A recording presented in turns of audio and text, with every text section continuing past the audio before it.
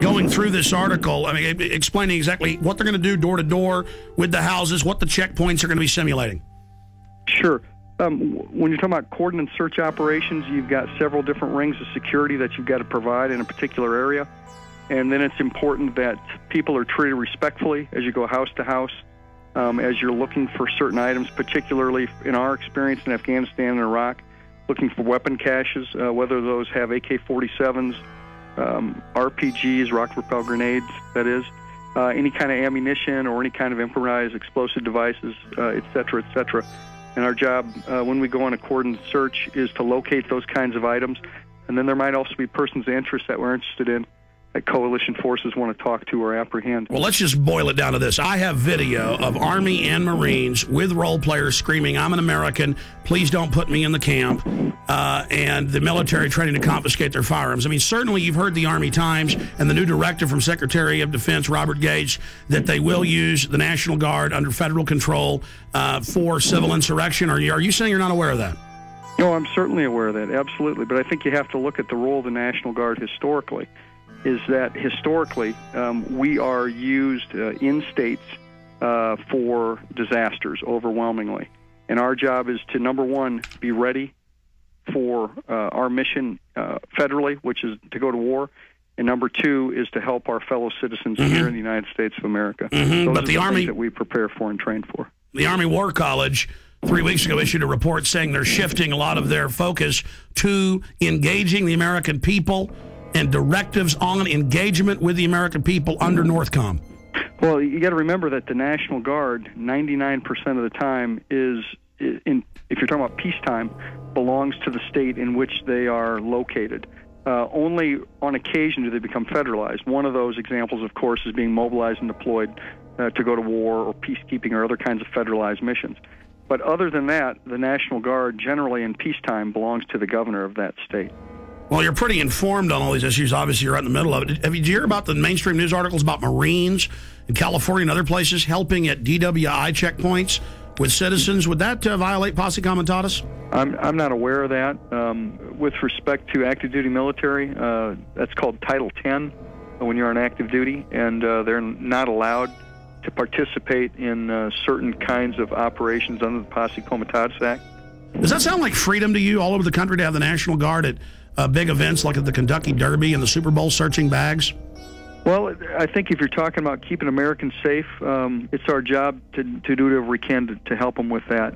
And if our job happens to be to detect weapons of mass destruction or other kinds of things that could harm a great deal of people, that's what we do. Now, here's your Pentagon Channel report.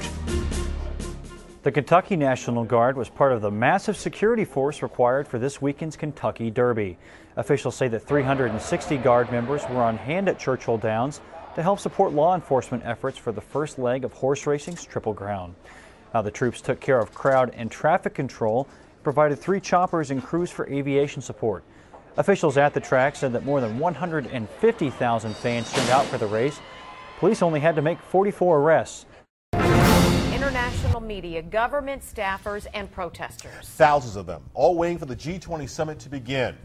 World leaders arriving in Pittsburgh for the G20 summit are finding a city on lockdown and already hit by violence. By order of the City of Pittsburgh Chief Police, I hereby declare this to be an unlawful assembly. I order all those assembled to immediately disperse. The G20 basically represent the largest nations which participate in the Western banking cartel, which I feel is behind a lot of the pain, anguish, and misery that exists in our world today.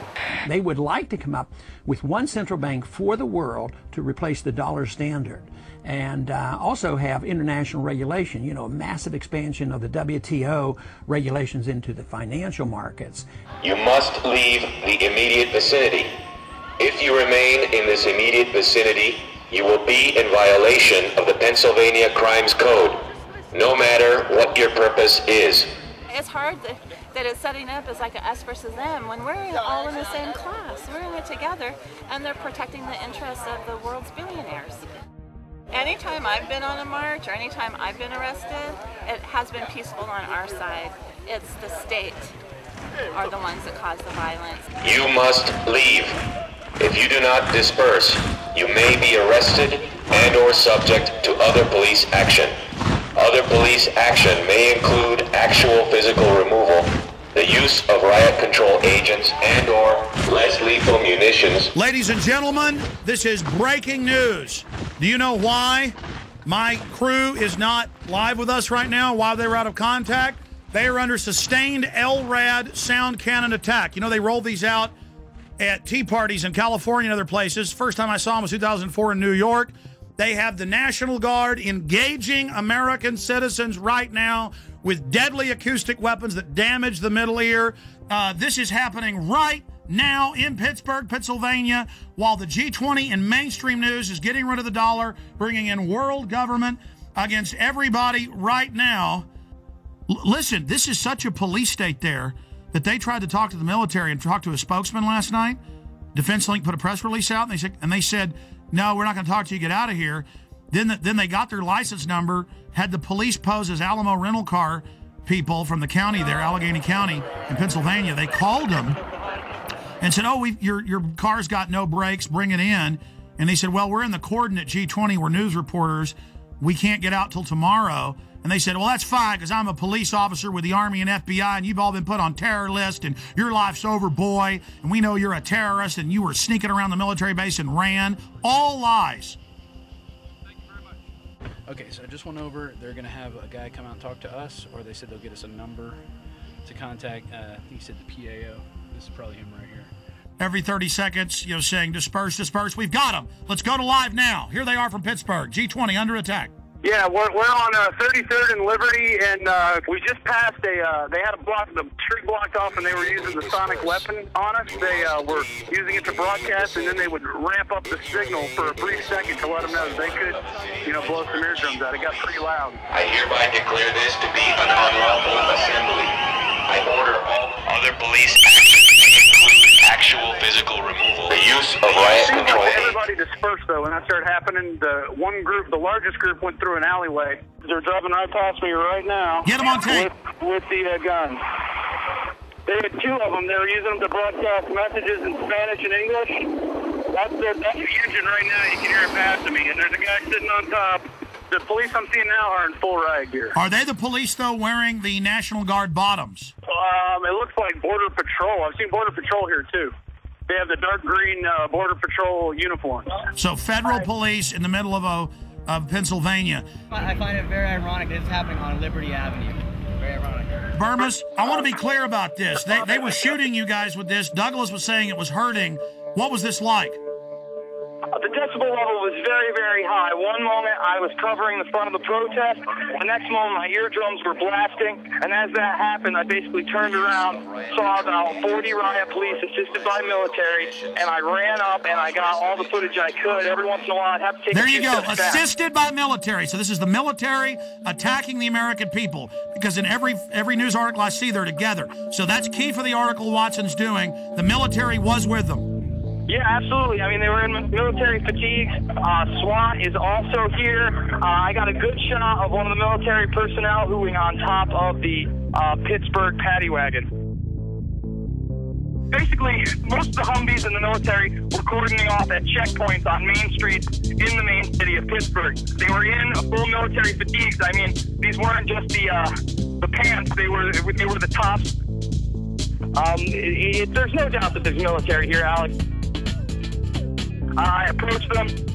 I asked them what their mission was. What's the mission? You can't say? Sir, what would you have to say to critics that say this is a violation of posse comitatus? I'd say that you need to talk to my PAO. You know what posse comitatus is? No. No? Separation of military and police? Be the first military guy to tell me what it is. I've asked about a dozen today. No, but nothing, right? And it was the standard boilerplate answer of, you know, we're just following orders. We're just here to support law enforcement. That's all we know. We're here to protect United States citizens' rights to a peaceful protest. Unbelievable. Global leaders meeting openly in mainstream news to get rid of the dollar and bring in, quote, global governance. This is the end of our country, and the police and the military are acting like people that don't like it are pure scum and terrorists because the DHS has trained them to do that. Here come the anarchist staging. Here they come them right now. They just grabbed the dumpster. They're flipping it over. Video it. I got it on tape right now. Oh, I don't want to put you in danger, Jason, but if you follow that stinking Fed, is it a big guy? It was 3 people, and of course they had masks on, Alex. Briefly, tell folks about last night. You guys pull up to the gate. You asked to talk to the public information officer. They called the police and lied and said that you were sneaking around. Yes, sir. How's it going? We were responding to a news story that the National Guard was going to be masked to go into Pittsburgh. And can we get a comment on that? Sorry, we can't make any comments, sir. Do you have a press guy we can talk to? Call PAO. We then pulled off to the side of the road where they instructed us to. We waited around 15 or 20 minutes. A representative came back. Immediately, he was hostile towards us. He did not like our credentials.